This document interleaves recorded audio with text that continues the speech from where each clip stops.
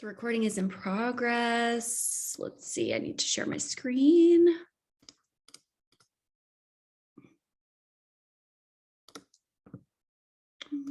I'll do this one. Drag this over. Great. All right, welcome to the Elevate Your Running info session on a strong mindset to run your best. Like I mentioned earlier, a strong mindset is something, one, that is trainable, so good news, and two, something that we get to practice in training to set us up for success on race day. And if you don't practice it, you lose it. So it's one of those things that we get to incorporate in our training throughout every training cycle and find ways and find wins throughout each training run and training week and training cycle. That's me being happy in Boston. So I partnered with a really amazing Denver psychologist for my online summit last year, not the one that I hosted a few weeks ago, but last year. And then also he came to my run retreat last summer in Boulder. So I'm hoping he's able to come back again this summer. We're kind of in talks about the dates and the schedule and all that good stuff. But this is a quote from Dr. Justin Ross. Mental toughness is what you do when you start to feel uncomfortable. It's definitely a trainable skill.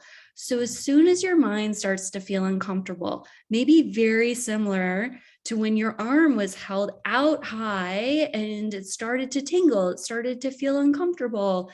Maybe you started to feel a little bit of pain in your shoulder and you wanted to drop your arm. Well, it's the same thing in training, right? It's the same thing when you're in a workout and maybe the intensity starts to increase and you're starting to feel uncomfortable in your body. How you respond in that moment and how you respond throughout the rest of that workout is how you show up on race day. No doubt about it. So we're going to work today on how to train to shift your mindset, to flip the script and make sure that you are set up for success. So when it does get tough, like it will, no doubt will, you have the tools to push through it. So let's talk about limits. What limits have you set for yourself? Training has a series of highs and lows, peaks and valleys. Mental strength is just part of training. So you're going to have times where you're mentally tough as nails and times when you're not. In my 20s, early 30s, I used to be very, very mentally strong. I could push through any discomfort. It didn't matter. I could push through it. I know over the course of the pandemic when racing was non-existent and I was just kind of out there doing my own thing, and I wasn't training that mental side of it, there was no reason to push the pace or to push that mental barrier.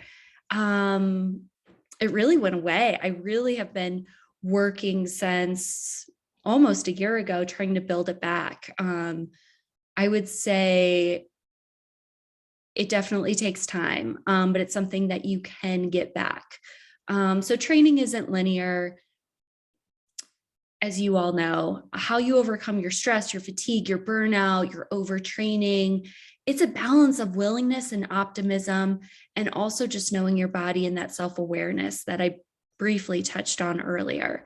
First and foremost, I really feel like it's important that you get to identify your life values before we even get into running. What's important to you in life?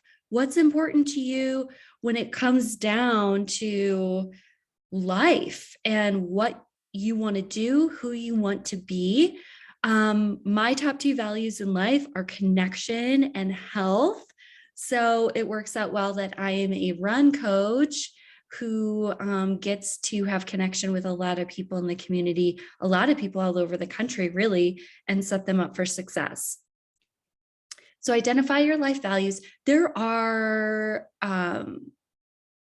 assessments you can take online to determine your life values. In like the connection piece of things, I would consider like family and friends part of that as well. Just that that connection with another human. And once you develop that, does health fall into your life values? Like, is that part of what's important to you? And then you can start to dig in a little bit deeper on your why. What is your why around running? Why do you train? Why do you want to run a marathon? Why do you want to BQ? Why do you want to run a trail race? Like, why do you want to run that half marathon? Like, what is surrounding that reason?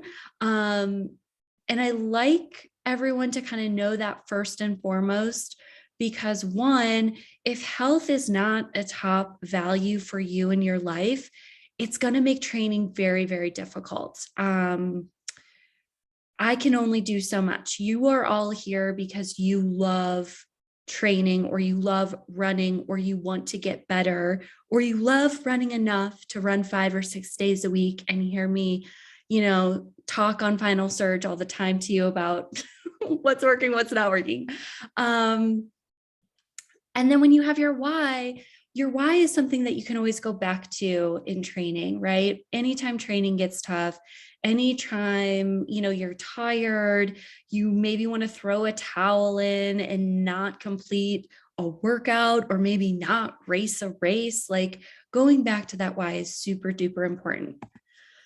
So once you establish your values and knowing that, health is up there and your why around it, now we get to set realistic limits. What limits can you set for yourself?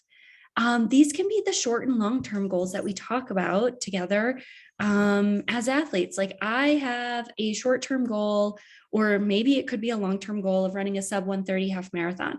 I am very, very close. I'm right there. It could take, I might get it this summer in Duluth, Minnesota with Denise. I might never get it. Who knows? But I'm pretty close. So I'm going to say I'm going to get it. But then also, like, running a sub 130 half marathon, that's in my wheelhouse, right? Boston qualifying again is in my wheelhouse. I've done it twice. I'm hoping to do it again next weekend. It's there. But what about a 4-minute mile? That's not in my wheelhouse. That's pretty far away from my PR of a mile, which is like a 5:58 in training last summer. So, even if I really trained for the mile, I don't think I could ever get it close to a 4-minute mile. Actually, I know I couldn't.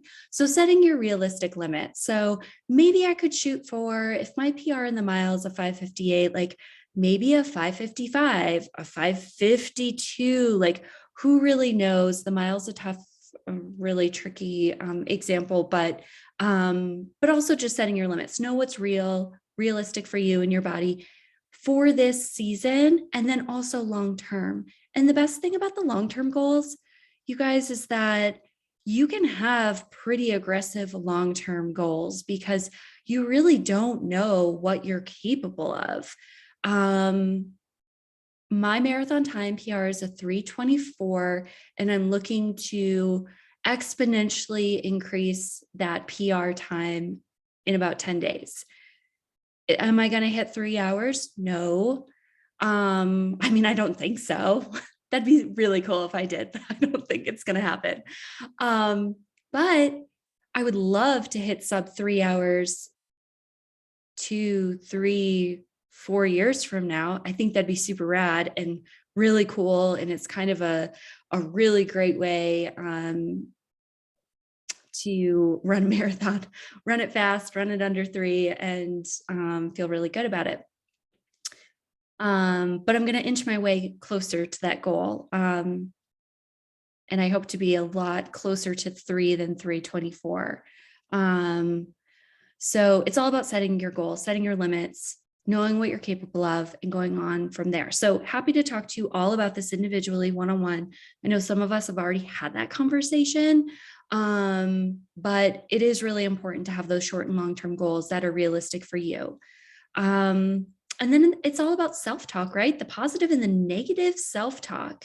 The mind is trainable. So how we talk to ourselves in training, how we talk to ourselves during a workout, how we talk to ourselves the night before a long run, how we talk to ourselves after a workout is super, super important. So my invitation to you this week is to take time and, jot down how you're feeling before a workout, how you're feeling during and after, things that you told yourself as you're getting into the uncomfortable piece to it, and see what comes up for you. And then from there, we can kind of dial in, if you want to work together on this, dial in more on how we can flip the script for you personally on what you're telling yourself.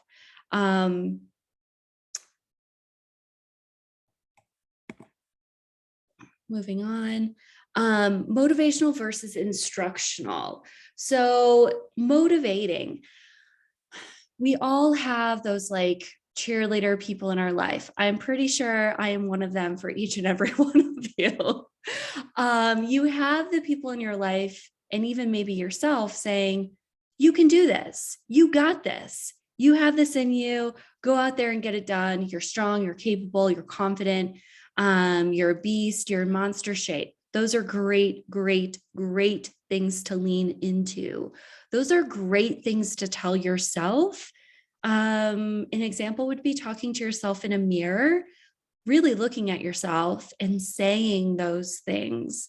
It's another thing to relive, as I'm telling and I'm sharing those things with you, as you're reading them in Final Surge, as you're hearing my audio notes, as maybe if you're training with people in a group, as they are cheering you on, as people in your family, your friends are cheering you on, keeping those thoughts in your mind. I know oftentimes if I'm starting to struggle or feeling the intensity, and you're going to hear me say intensity a lot today versus pain, and I'll talk about that a little bit later, but the intensity, I'll tell myself, you are strong. You've done this in training before. You can totally do this. And I usually break it down by minutes or by songs at that point. Whatever is easiest, whatever makes sense for that workout. When I was in Houston, I think the last 2 miles were kind of hard, and I broke it down into like, okay, less than 5 songs, like just get this done sort of mindset. But having that motivating mindset is huge. And then the instructional mindset, right? Sometimes we get to take ourselves outside of the head a little bit. And instead of focusing in on the intensity of what you're feeling, remove yourself from it and think about your form. Think about the mechanics of your movement.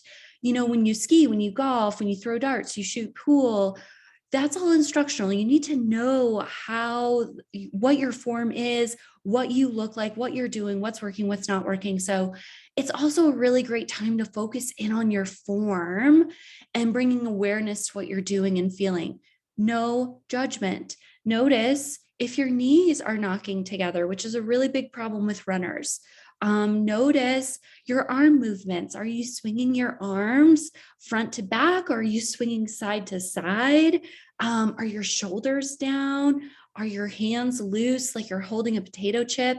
I don't know if you guys have heard me talk about this, but you don't want to hold the potato chip too hard, because then the potato chip will break, and that's not fun.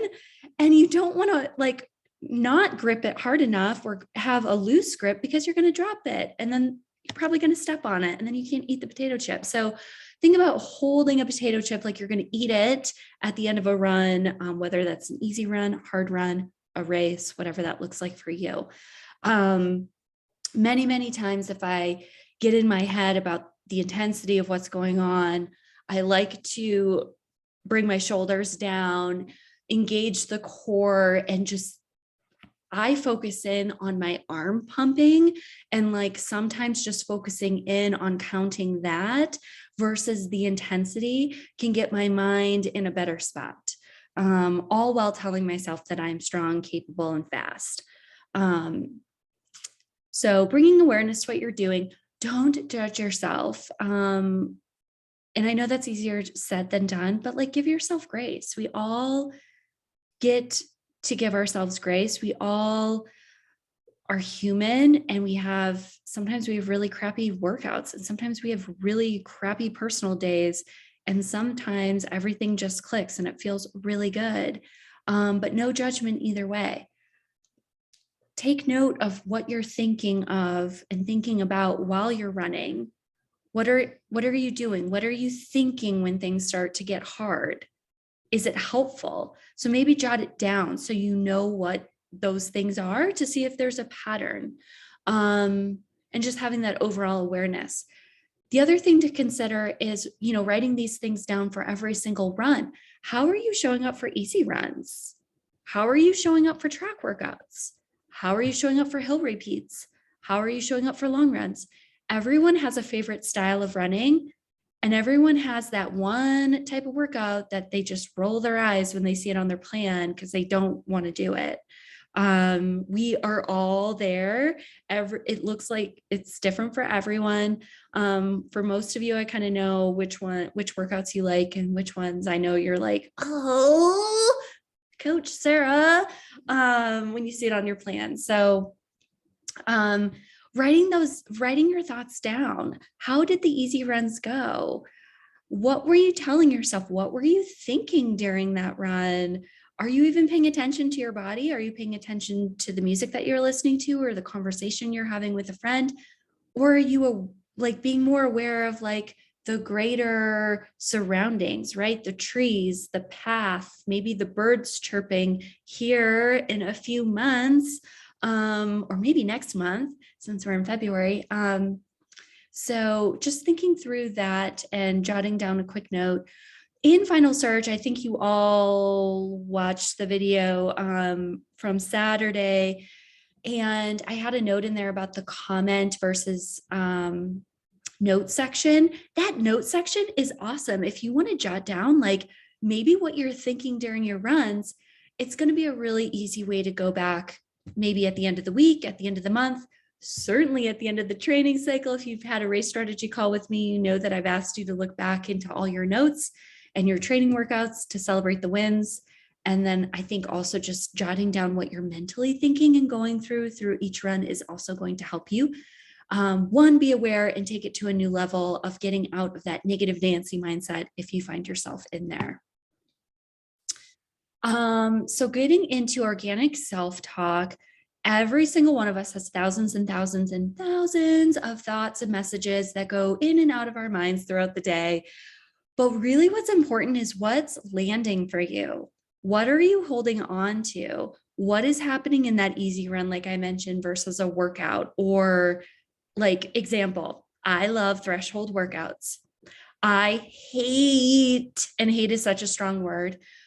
Some days hill repeats are not my favorite, but really it's that top end speed on a track where I just feel so uncomfortable all the time. And I just hate those workouts. So for me, easy runs, very easy. I'm listening to Taylor Swift and singing, I am doing great. In a high, top end speed workout, no, I am not saying nice things about the workout.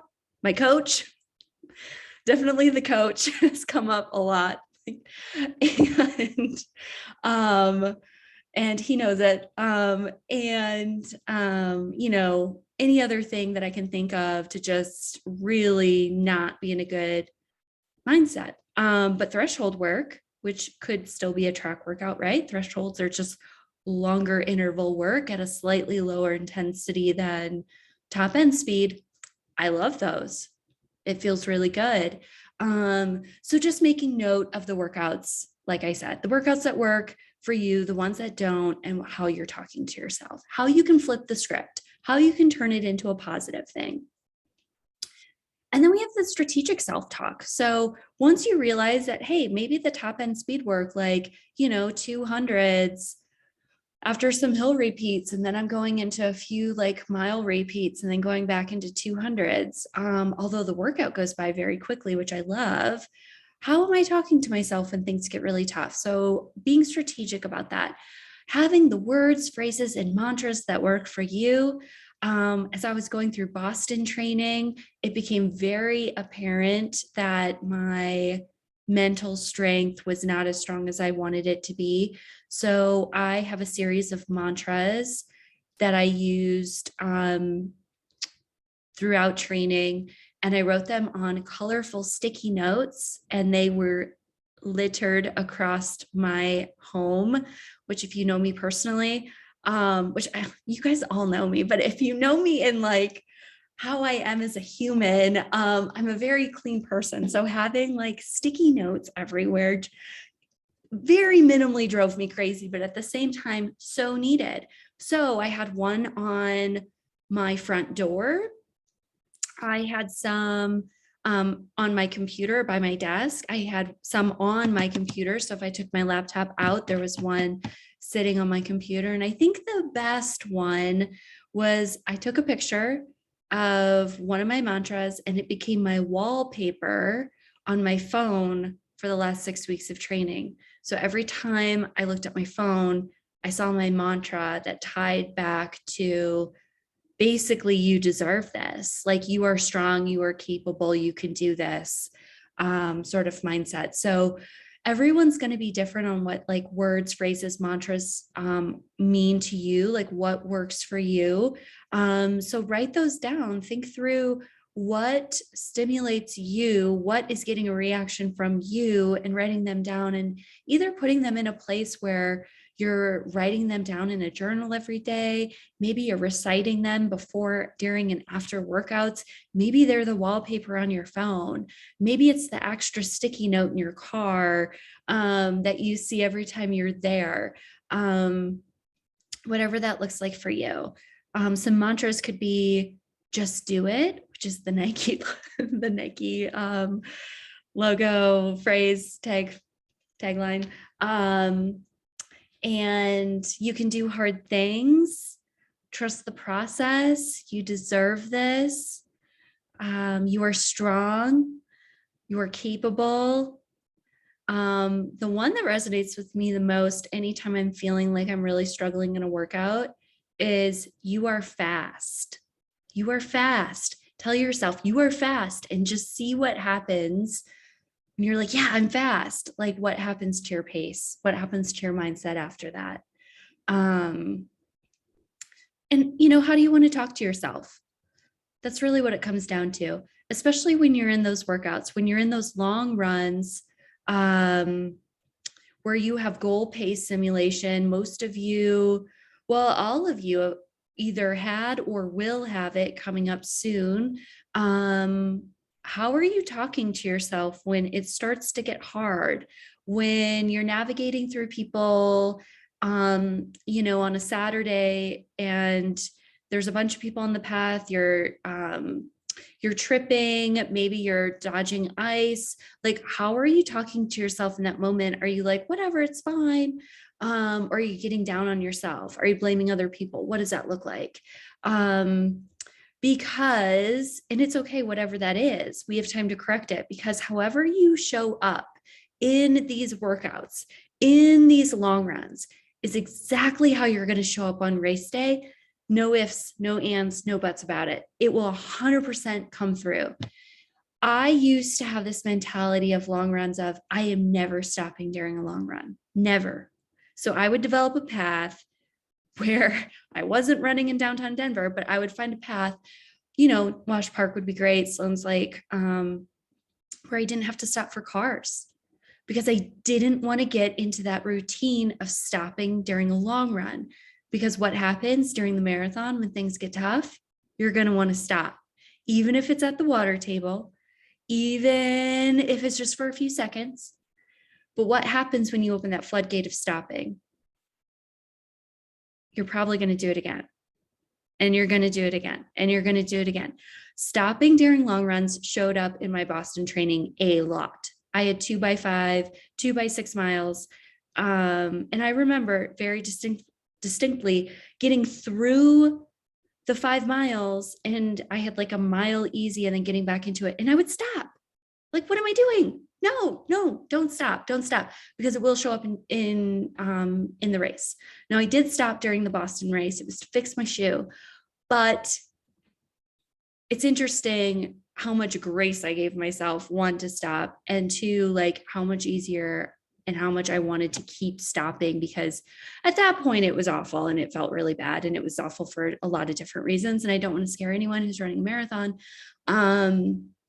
But knowing that how you're showing up in training is exactly how you're going to show up on race day. So whatever your default mode is, if you're going to judge yourself, if you're going to have that negative self-talk, or let's flip the script. Let's say it's positive and you're joyful and you're finding the good in things, like that's going to show up on race day too. The first 10 miles of the Boston Marathon for me were like amazing on so many levels. One, I felt really strong.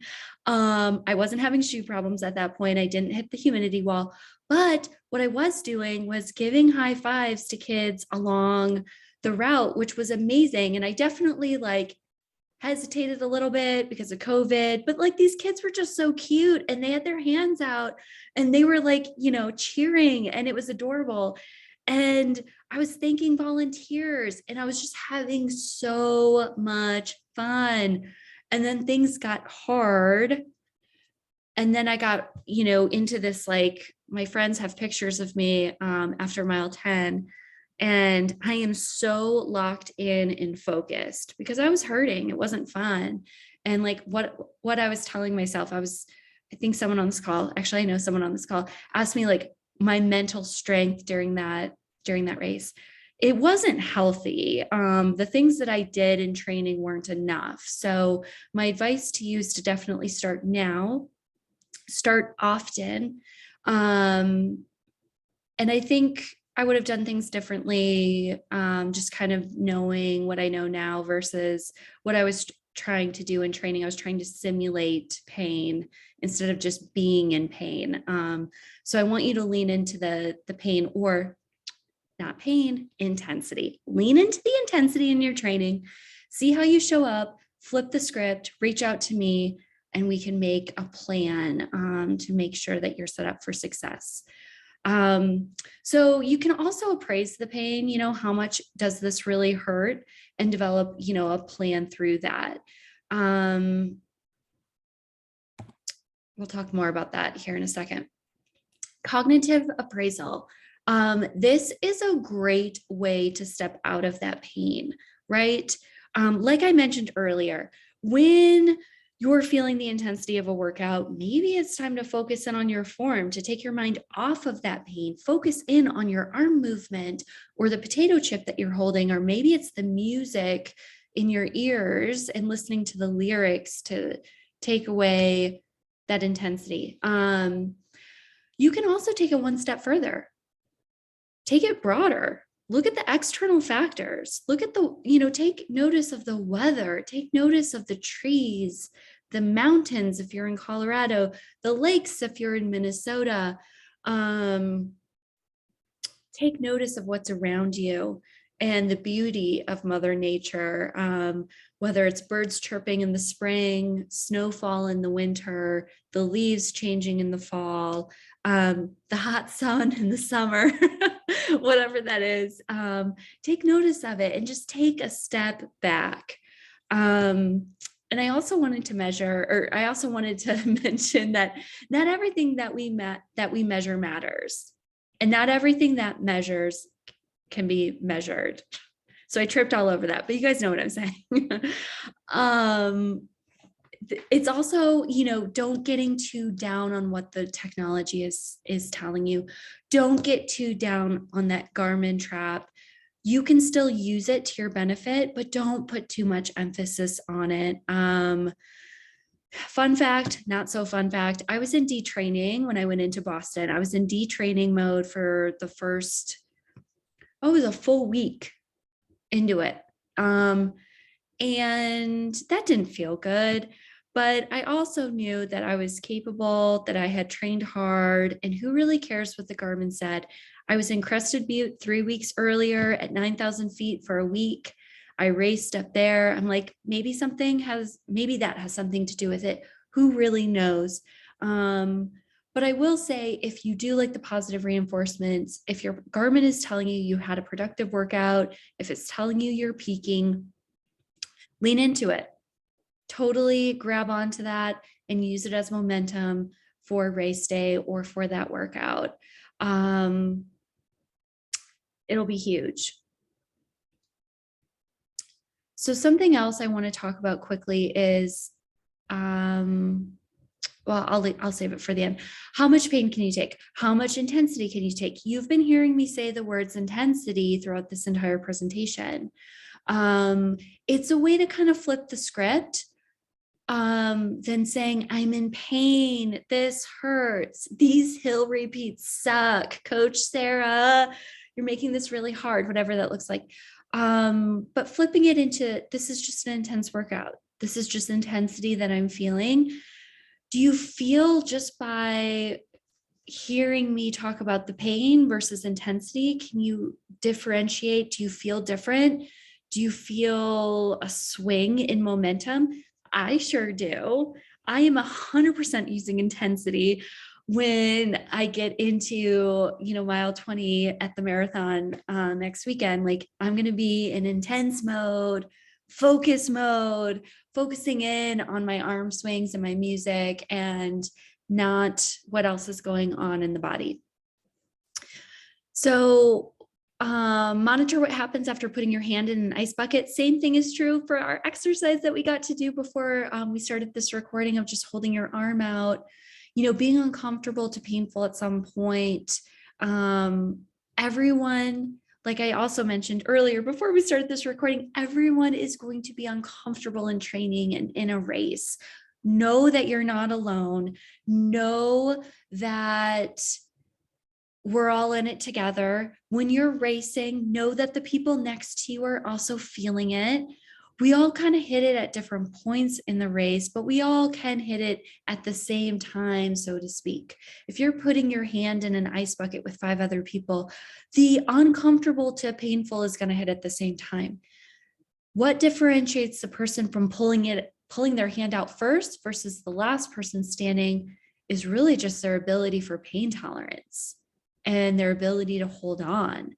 And studies have shown that elite athletes have the highest pain tolerance. They're willing to sit in it. Are they gifted? Absolutely. Are they able to run super fast miles at, endurance levels? Absolutely. But they can also sit in the pain longer. And that's what takes someone into the next level. So 2 quick examples that I wanted to share with you that came from Dr. Justin Ross is, he was running, I'm pretty sure it was Boston in 19, with a friend. And, they're at the race start, they have their Garmin's on, and this ties back to the technology piece. They have their Garmin's on and they're in similar shape. Justin feels like his friend had a slightly better training cycle, should probably finish the marathon before he does. So he's like, yeah, man, like, what's your heart rate? What's your heart rate looking at? And his friend is like, it's 170. And they're in the crowd waiting to start. If you pay attention to your heart rate, or if we've had conversations of heart rate, having a 170 heart rate is like at threshold effort, should not be at 170 when you're waiting to start the race. I think Justin said his heart rate was like at 112 or something. So still a little bit higher, but race nerves, right? Excitement. If you find that your heart rate is high before you start a workout, before you start a race, it's a great opportunity to practice some mindful breathing. Close your eyes, take some deep breaths in, take some deep breaths out, and get your heart rate down. Get it down. It's part of that awareness piece that we were talking about too, and making sure that you're not only practicing it in training, but that you're also practicing it on race day. Something else that came up that I wanted to mention too is a story that he shared. So he trains elite athletes. He trains athletes who go to the Olympics. He trains runners, athletes of all kinds. He also has a family, and his 6-year-old at the time was going through, I think, gymnastics lessons, and she was nervous. And he gave her the same talk that he gives like Olympians, right? So I wanted to mention that because one, we're all the same when it comes to competing and to racing and to training, right? We all care. If we didn't care, we wouldn't be nervous. If we didn't care, we wouldn't be here. If we didn't care, we wouldn't be working with a coach to be better, right? So know that it's okay if you're nervous. It's okay. That if you're showing up a little bit on the higher side, like of your heart rate, like it's okay. It just shows that you care. And we also get to do what we can do to normalize things, to really lower the anxiety, which I think is a huge piece to the healthy mindset, right? Lowering the anxiety, which will lower the heart rate. So know that you're not alone and that we can all do this together. So those were two things I just wanted to mention before I forgot. But some other things that's helped me just kind of create a strong mindset when I'm running is stay in the mile or the rep that you're in. This is huge. This was very critical for me on Sunday. I had goal pace work and I was sick last week and the goal pace stayed on the calendar. So in true type A runner fashion, I wanted to do the workout even though I didn't feel great. So I had 2 by 4 miles at goal pace, literally took it every single mile. I just told myself, like, it's just 1 mile that you're running this fast, like you can do it. And I got through about 6, and then I hit physically a wall that I couldn't really control. I was very depleted last week. So coach gave great feedback that I was even able to hit like 1 mile at goal pace. So to hit 6 felt good, but stay in the mile that you're in, stay in the rep that you're in. If you're doing track workouts, if you're doing hill repeats, don't focus in on like if you have 6, 8, 12, like just focus in on the one that you're doing and get through that one and then reset. You can also connect back to your why. That's always super important. It's something that I like to communicate to runners, athletes, if they're struggling with workouts, if they're struggling with training, connecting back to that why. Know what your why is. Visualizing the finish line when you're in the last 10K, 5K of a race or training run.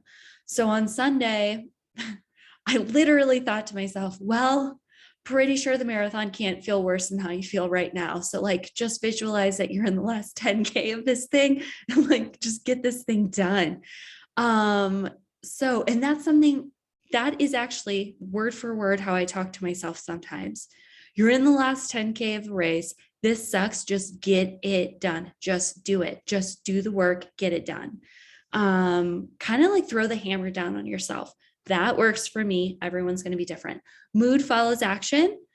If you do the work and you're improving through the work, your action's going to follow that. So how you're talking to yourself the night before a race, night before a long run, let's say, how you're talking to yourself during a workout, it's all, your mood's going to follow your action. If your action is strong, your mood's going to follow suit. So have strong conviction, have strong action, and your mood should follow suit. Hard versus intensity, we already talked about that. Just having a better awareness of how you feel and how you react.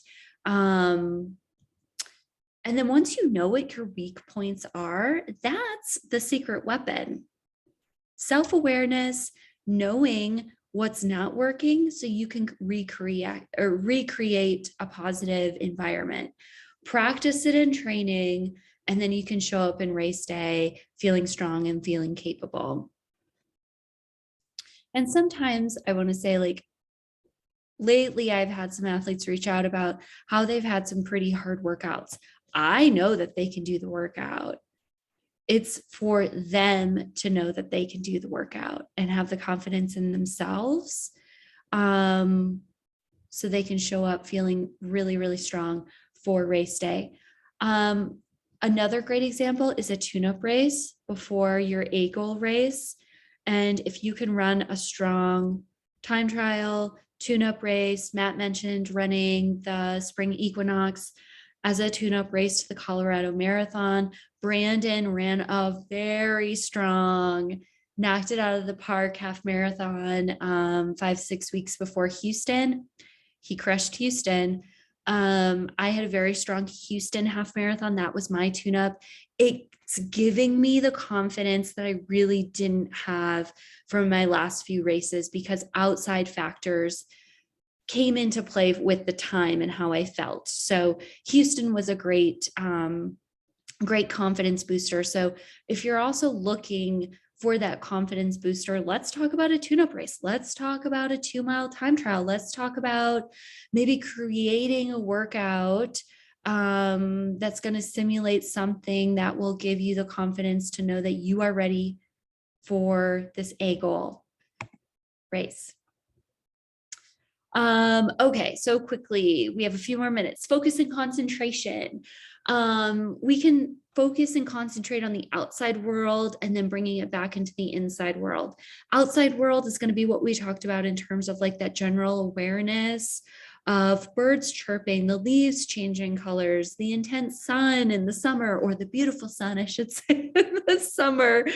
And then your inside world, focusing on your breath is amazing, especially during easy runs, well, and workouts too, but focusing in on your breath, focusing in on maybe you're feeling a little tightness in your IT band, or a little clink in your knee, or your shoulders tight. Upper body is still super important to focus in on for running with our arms. So outside, inside focus and concentration. This is a great example. Justin's been giving some of his athletes or the athletes that he's coaching on the mental strength side of things, like going out for a 4-mile run. You can do this in a workout too, and take the first mile to like focus out on the broad external, like the birds, the trees, the wind in your face. Mile 2, broad internal. How am I feeling today? How am I doing outside of running? How are just you as a human? And then mile 3, you can focus on something up ahead. You can focus, on a tree. And then once you get to a tree, focus maybe on the bridge. And then once you get to the bridge, focus in on something else. You get the drift for a full mile.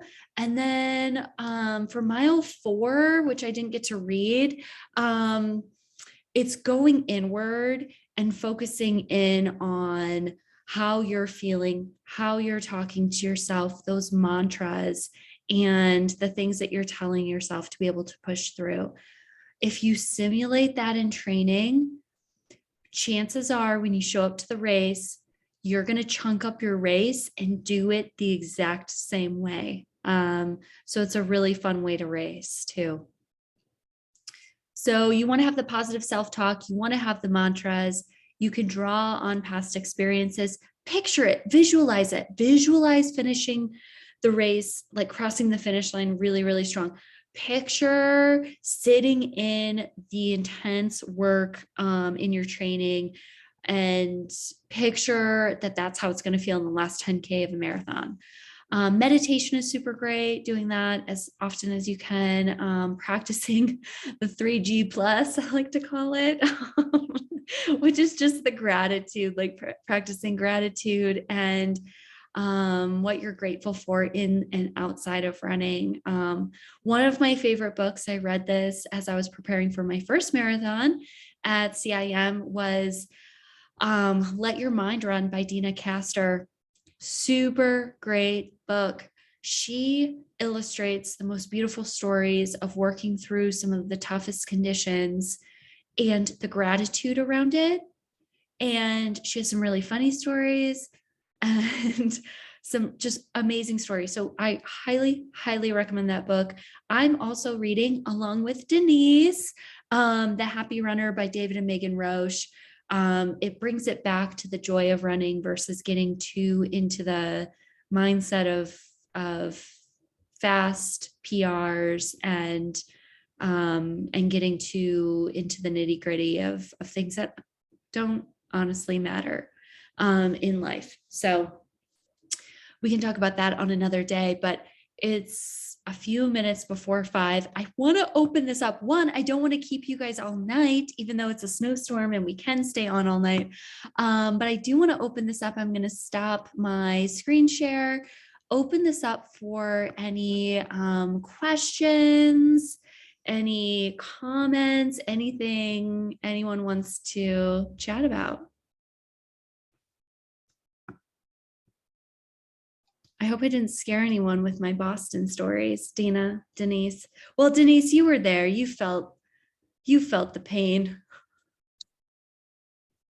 I did, but it was great pain. See, that's flipping the script. That's like, it was fun. I tell people I have never had, it was the most fun and the most difficult race I have ever run. 100%. That is a great way to describe it. Mm-hmm. And it was amazing. Yeah. It sucked for like a week after, but whatever. Yeah. I mean, when you can't get off the toilet because your legs are so bad. I mean, that's a little personal. I'm sorry, but that's reality. Yep. I know. I was shuffling after CIM, my first marathon. I was shuffling downstairs sideways for 5 days. I was in extreme pain. And it was interesting because I didn't feel the pain until I crossed the finish line and I stopped walking, or I stopped running. And it was just this immediate rush of just very, very intense pain. And hopefully I'm not scaring the 3 people who haven't run a marathon, 2 people, but it was a rolling hills course too. So I think that has something to do with it. I will say, I didn't feel that was the worst I felt. The first time I ever felt that bad was my first marathon. So I haven't felt that since my very first one. And Boston was number 10. So either I didn't run hard enough in the other ones, but. No, I think it was probably your training, coming back from the injury. And like Denise also got like, this is a fun fact about Denise. She got the email that she was in Boston. Was it like 6 weeks before the race? Mm-hmm. Yeah. So she qualified and then I think originally didn't make the cutoff, but because so many people I think were running virtually, they kind of opened it up to more people, but those people didn't get notified until 6 weeks before the actual race. Wow. Mm-hmm. So that's how Denise and I met. It's like, oh dear God. But that's okay. Maybe that's why it was so hard. It was only 6 weeks of training. Right? On those hills. Yeah. Everything. Yeah. But high five everybody and enjoy it. Yeah. Absolutely. Right? That's part of the process. And you can do that and still PR. You can do that and still BQ. You can still, it doesn't have to be either or. You can totally do both and make it fun.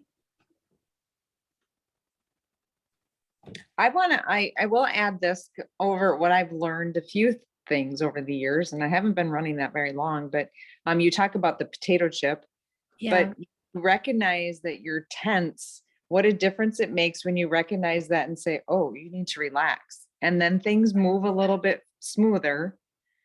And then also another little one is to smile. When it starts getting hard, smile, because then it kind of relieves all that extra pressure too. So as hard as it might be to smile, it really does help.